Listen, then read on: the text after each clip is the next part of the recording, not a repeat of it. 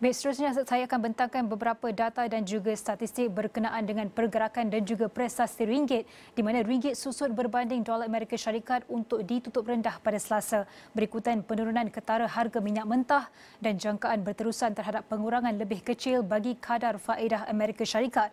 Dan pada pukul 6 petang, mata wang tempatan turun kepada 4.3080 atau 3120 berbanding dolar Amerika daripada 4.2945 atau 2995 ketika ditutup semalam. Gubernur Rizal Persekutuan Amerika Syarikat Christopher Waller telah menyarankan supaya pendekatan lebih berhati-hati terhadap pengurangan kadar faedah menunjukkan data ekonomi terkini yang menyalahkan kekukuhan ekonomi dan pasaran tenaga kerja Amerika menurut laporan terkini. Baik, jom kita tengok adakah pergerakan ringgit berbanding dolar Amerika hari ini terus menyusut.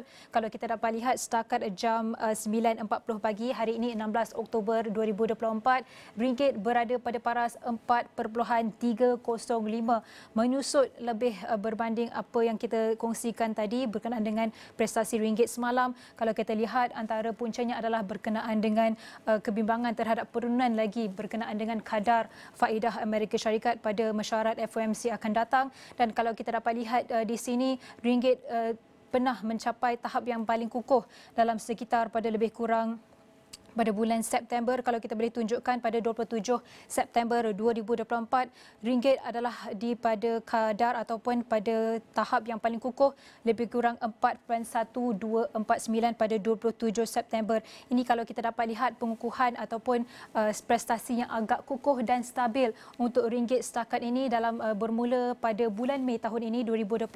Kalau kita dapat saksikan penurunan graf itu, dan ini menandakan pengukuhan nilai ringgit berbanding dengan dolar Amerika, $1 Amerika. Kalau kita nak tunjukkan juga prestasi dolar Amerika, prestasi ringgit kalau kita bandingkan dengan dolar Amerika, yang paling lemah adalah kita dapat saksikan dalam 3 poin ini. Yang paling lemah yang hampir mencecah 4.8, iaitu kalau kita boleh tunjukkan bermula dari tahun lepas November sekitar Oktober 25 2023, kemudian pada lebih kurang pada bulan Februari 21 hari bulan iaitu sekitar 4.79, sikit lagi nak mencecah 4.8, dan juga pada lebih kurang April 17 2024 pada 4.7861. Namun kita dapat saksikan pengukuhan nilai ringgit itu sehinggalah pada hari ini, namun menaik sedikit disebabkan beberapa faktor kebimbangan dan juga disebabkan konflik di Asia Barat. Ketegangan geopolitik juga memberi faktor ataupun dorongan kepada